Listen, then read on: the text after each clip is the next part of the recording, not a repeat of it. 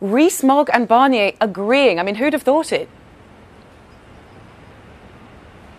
Good morning, Belle. Well, yes, it's a little surprising if you consider that they're so opposed in their views, Jacob Rees-Mogg and Michel Barnier.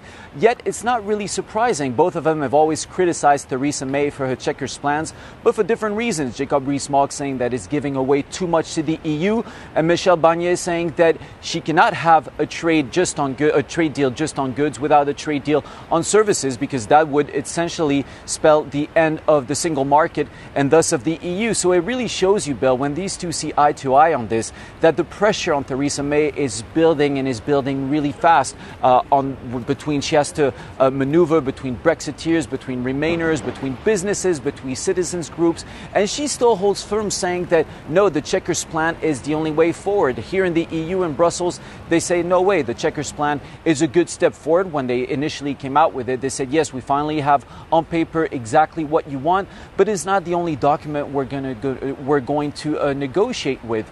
And although they've agreed on the majority of things for this Brexit deal, there's still a lot of sticking points, such as on geographical indications, the status of the future relationship between the UK and the EU, and of course the hardest of all, the Northern Irish border. On this, it's an extremely sensitive issue in the UK. As you know, Theresa May has to maneuver with her own coalition to try to find a deal on this. On Brussels, they say that they still want the backstop solution, saying that if there is no backstop solution for the border, then there will be no deal at all.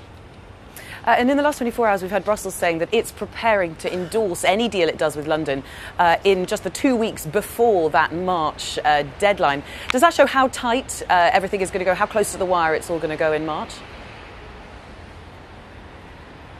Absolutely, Belle. That was the view expressed by one MEP, a Polish MEP, an influential MEP, but it's just one view out of 751 MEPs, so it's important to put it back into context. But yes, essentially, the feeling here in Brussels is that these discussions are not going to end in October. They're probably not even going to end in November,